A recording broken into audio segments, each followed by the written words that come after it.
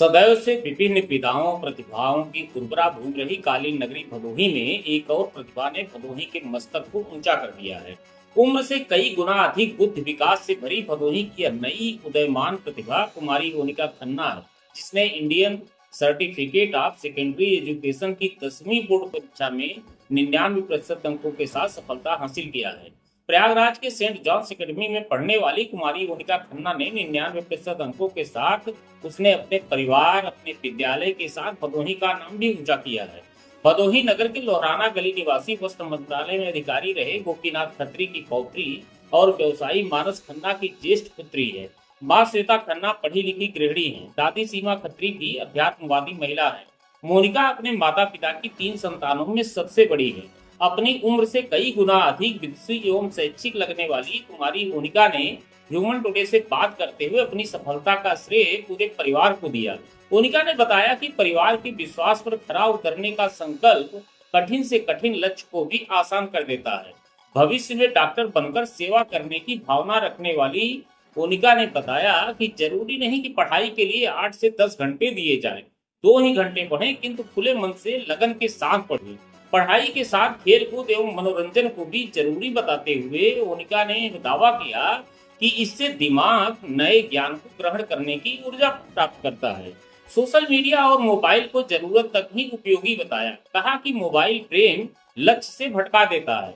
शुक्रवार को मोनिका विद्यालय से घर आई तो परिजनों की खुशी देखते ही बन रही थी। दरवाजे पर उसकी आरती उतारी गई, माला पहनाया गया, मिठाई खिलाकर मुंह मीठा कराया गया। साथ ही मोहल्ले के लोगों को भी मिठाई खिलाकर खुशियों को बांटा गया। इस दौरान ह्यूमन टुडे के संवाददाता लक्ष्मी शंकर पांडे ने मोनिका खन्ना से बात की तो मोनिका ने सभी सवालों के जवाब सहजता से दिए। तो आप कैसा महसूस कर रही हैं? खुश हूँ मैं, बहुत खुशी हो रही है। हाँ, सही है, सही है। अभी तो दो हफ्ते हो गए आए हुए, तो फिर भी खुशी बनी हुई है। मम्मी पापा दादी सब इतने खुश हैं, देख के खुशी बनी है। और स्कूल में भी टीचर्स बहुत खुश थे, बहुत ज़्यादा बधाई दी, तो बहुत खुशी से। इससे आपको क्या लग रहा है, इससे क्या प्रेरणा मिली है? लोगों की खुशी देखकर, लोगों की बधाई देकर आपको अब कैसा एहसास होता है? उनकी खुशियाँ देखकर यही लगता है कि अब आगे अभी 11th है, 12th है, 12th में फिर से बोर्ड होगा तो उसमें और ज़्यादा अच्छा करने यही प्रेरणा मिलती है। ये यहाँ तक पहुँचने में आपको किससे ज़्यादा अधिक प्रेरणा मिली है? मम्मी से, पापा से, दादा से, दादी से या किसी और से? मम्मी और पापा की जो एक्सपेक्टेशंस उससे जुड़ी हुई है कि अपने पास से हटा के मुझे हॉस्टल भेजा है, क्यों? मुझे पढ़ने के लिए। यही एक्सपेक्टेशंस को मैं उनको पूरा कर सकूँ, यही मेरा प्रयास। आगे क्या प्लान है आपका? आगे अभी मैंने पीसीबी ली है, फिजिक्स केमिस्ट्री बायोलॉजी। उसके साथ मुझे आगे चल के नीट करना है। नीट ऐसा एग्जाम है जिससे आप एमबीबीएस के लिए एंट्रेंस एग्जाम होता है। एमबीबीएस के जितने भी कॉलेजेस हैं उनमें एंट्री के लिए आपको नीट एग्जाम देना होता है। तो मैं उसके लिए पढ़ाई कर रही हूँ और उसके लिए अपने आप को प्रिपेयर कर रही हूँ। मुझे डॉक्टर बनना है। आप डॉक्टर ही बनेगी, ऐसा क्यों सोच रही हैं? क्योंकि जितने भी आप देखिए डॉक्टर्स हैं, वो उनका एक ही काम होता है, समाज सेवा करना, जिंदगियां बचाना। और उसी से मुझे मतलब बहुत ज़्यादा मुझे वो बहुत ज़्यादा पसंद है। वो मैं अभी गई थी, अपने जॉन्डिस हुआ था मुझे कुछ दिनों पहले, तो मैं हॉस्पिटल गई थी। मैंने वहाँ पे देखा जिस तरीके से डॉक्टर्स पेशेंट से बात करते हैं, जिस तरीके से उनकी परेशानियाँ जानने का तरीका करते हैं और उन परेशानियों को सॉल्व करने की कोशिश करते हैं, वो मुझे बहुत अच्छा लगता है। इससे प्रेरित होकर आपने ये सोचा कि हम चिकित्सक बनेंगे। जी। तो ये जो आपने कैसी मेहनत की, किस तरह पढ़ाई की, जो यहाँ तक सफल हुई है? जी, बोर्ड्स हमारे फरवरी में स्टार्ट हो गए थे। मैंने दिसंबर से अपनी प्रिपरेशन स्टार्ट करी थी। पहले तो मैं बुक से ही पढ़ रही थी, फिर मैंने ओसवाल की प्रैक्टिस बुक से मैंने क्वेश्चन सॉल्व किए और हर एग्जाम के एक दिन पहले मैंने प्रीवियस ईयर क्वेश्चन पेपर्स देखे, तो नो द पैटर्न था। यानी अधिक मेहनत पूरा नहीं है कि आप 24 घंटे में कितने घंटे तक तैयारी करती थी? जी, एग्जाम के पास आने से पहले मैं 2-3 घंटे और जनवरी फरवरी से 5-6 घंटे। कुछ लोग ऐसे हैं कि लगातार काफी समय तक करते हैं, इसके लिए आपका क्या सुझाव है कि लगातार जब बहुत ज्यादा पढ़ने से याद होता है या कुछ और करने से, जो आपके अनुभव रहे हैं? कभी कभी ऐसा होता है कि हम लोग बैठ के 5 घंटे बस बैठे हुए पढ़ रहे हैं, तो दिमाग की भी एक कैपेसिटी होती है। 2 घंटे पढ़ना, फिर ब्रेक लेना, कुछ गेम्स खेलना, बाहर फील्ड में जाना, फिर 2 घंटे पढ़ना, फिर कुछ गेम्स खेलना, बाहर फील्ड में जाना, ऐसी चीजें करना जिससे हमारे दिमाग को भी थोड़ी थोड़ा रेस्ट मिले, थोड़ी शांति मिले। 5 घंटे एक स्ट्रेच में पढ़ने से दिमाग पे बहुत ज्यादा प्रेशर पड़ता है। तो बीच बीच में छोटे छोटे ब्रेक्स लेना, गेम्स लेना। जैसे मैं खुद में 10th में भी नेशनल्स गई थी एथलेटिक्स के लिए। मैंने डिस्कस थ्रो के लिए यूपी यूके को, उत्तर प्रदेश और उत्तराखंड को नेशनल में रिप्रेजेंट किया है। तो पढ़ाई के साथ साथ खेलकूद में भी इन्वॉल्व होना चाहिए। ये आवश्यक है, यानी पढ़ाई के साथ खेलकूद में। आपके परिवार में कोई मतलब कि शिक्षा का यानी कि व्यावसायिक घराना आपका रहा है, सभी व्यवसाय से जुड़े हुए हैं, आप शिक्षा को इतनी गहराई से ली, इतनी संवेदना से ली, ऐसा कारण क्या?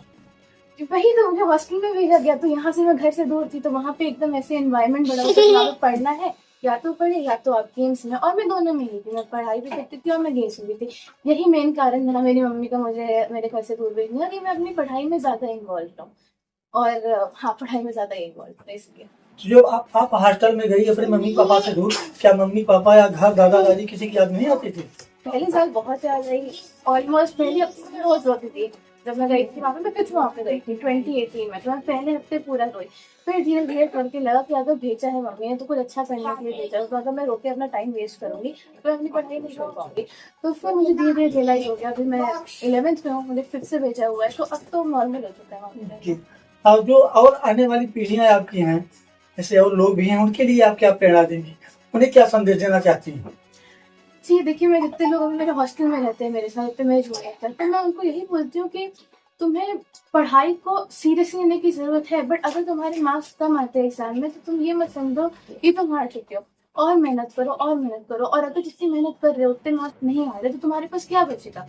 मार्क्स से ज्यादा तुम्हारे पास नॉलेज रहेगी। अगर तुम दिन रात पढ़ रहे हो और तुम्हारे 90s में भी नहीं आ रहे हैं, पर फिर भी तुम्हारे पास नॉलेज रहेगी। अगर मैं एक बच्चे को जिसके 90% आए और मैं दूसरे बच्चे को जिसके 80% आए, और मैं उनसे कुछ ऐसे कुछ सवाल पूछूं जो जिंदगी में उन्हें हेल्प करेंगे, और 80% वाला बच्चा ज्यादा जवाब दे पा रहा है, तो नॉलेज इसमें किसके पास आता है?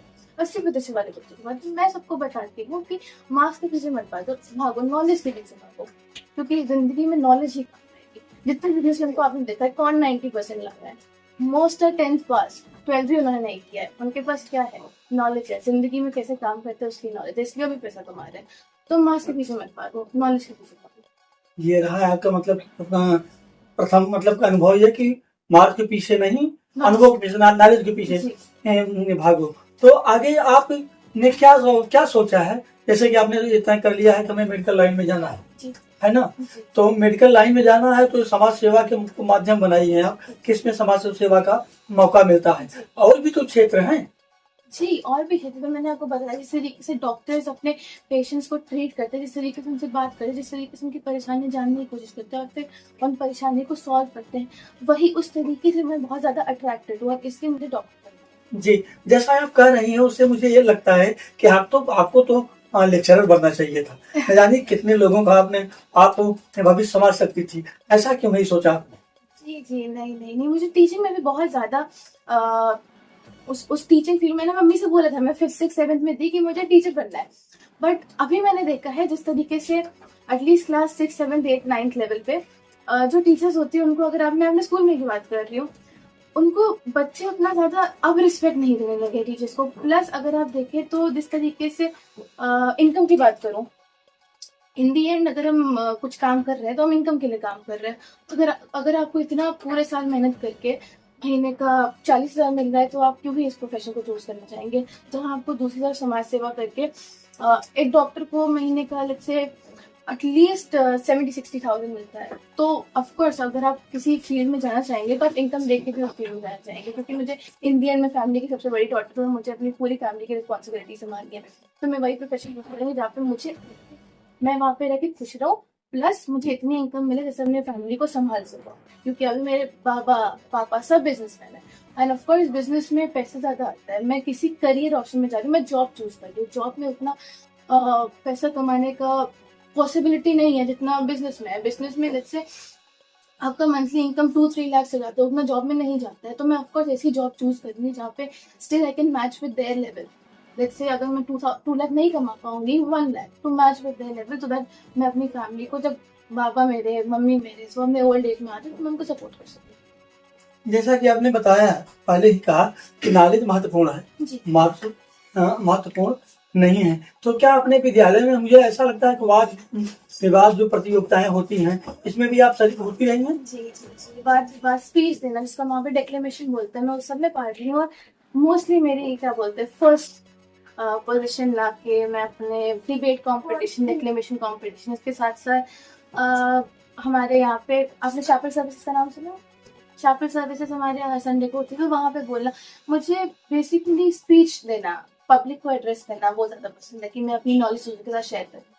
इसलिए हमने जूनियर्स को भी हॉस्टल में कॉन्स्टेंटली उनसे बात करती रहती हूँ कि तुम्हें ऐसे करना चाहिए, वैसे करना चाहिए, मुझे मोटिवेट करना, जो मेरे से छोटे हैं उनको मोटिवेट करना मुझे पसंद है। यानी आप ये मानते हैं कि विवाद प्रतियोगिताओं में या ऐसे आयोजनों में सहभागिता से भी नॉलेज बढ़ते हैं या प्रेरणा मिलती है? जी जी, ऐसा जरूर है। जैसे आपको डिबेट कॉम्पिटिशन कैसे होता है, आपको एक टॉपिक मिला, आपको उस टॉपिक के बारे में बोलना है, उस टॉपिक के बारे में बोलने के लिए आपको उस टॉपिक पे नॉलेज होनी चाहिए, और इसी से हमारी डिबेट कंपटीशन में नॉलेज बढ़ती है, हमें एक्सपीरियंस आता है, हमें दूसरे बंदे का थॉट प्रोसेस पता चलता है कि वो क्या सोचता है, उसके क्या व्यूज है। और इसी स्कूल लेवल पे अगर हमें एक दूसरे के, अपने कलीग्स का थॉट प्रोसेस पता चले तो आगे जाके हमें हेल्प करेगा कि अगर मैं किसी वर्क प्लेस में गई, मेरा कलीग कैसा सोचता है, मुझे उसको अंडरस्टैंड करने में बेटर अंडरस्टैंड करेगा, अगर मैं अभी से अपने पीएस को अंडरस्टैंड करने की कोशिश करती हूँ। जो यह गरिमा आपको मिली है, जो यह उपलब्धि आपको मिली है, इसके लिए आप धन्यवाद किसे देना चाहिए? जी, सबसे ज़्यादा धन्यवाद तो मैं अपने परिवार को करना चाहूँगी, मम्मी पापा, दादा दादी। उन्होंने मुझे हॉस्टल भेजा, उनका क्या मोटिवेशन है, मुझे हॉस्टल भेजना है कि मैं पढ़ाई करूँगी, और अगर मैं अभी 10th में 99% लाई हूँ तो सबसे ज़्यादा वही खुश हुआ, उनको खुश देख के मैं खुश हूँ। मेरी ये खुशी नहीं होती अगर मेरे मम्मी पापा इतने ज़्यादा खुश नहीं होते तो मैं अभी खुश नहीं होती, बट क्योंकि मेरे मम्मी पापा, मेरे दादा दादी इतने खुश हैं, उनको देख के मैं खुश हूँ। देखिए, अगर आप दिन की बात करें, दिन में 24 घंटे होते हैं, अगर आपके एग्जाम्स पास आ रहे हैं, 5-6 घंटे आपको पढ़ना जरूरी है, उसमें अगर आप एक घंटा मैक्सिमम दिन का 1 घंटा सोशल मीडिया, आपको भी अपने दिमाग को रिक्रिएशन चाहिए, आपके दिमाग को, तो अगर आप दिन का 1 घंटा सोशल मीडिया चला रहे हैं तो वो बिल्कुल सही है, बट अगर आप उस 1 घंटे को 2-3-4 घंटे में एक्सीड कर रहे हैं तो वो गलत है, उससे आपका टाइम वेस्ट होगा, आप अपने जो चीज आपकी प्रायोरिटीज उसको आप टाइम नहीं दे पाएंगे। इसलिए सोशल मीडिया अगर आप 1 से 2 घंटे दिन का चला रहे हैं तो वो ठीक है, पर अगर उससे ज्यादा एक्सीड कर रहे हैं तो वो आपके लिए हानिकारक प्रूफ हो सकता है।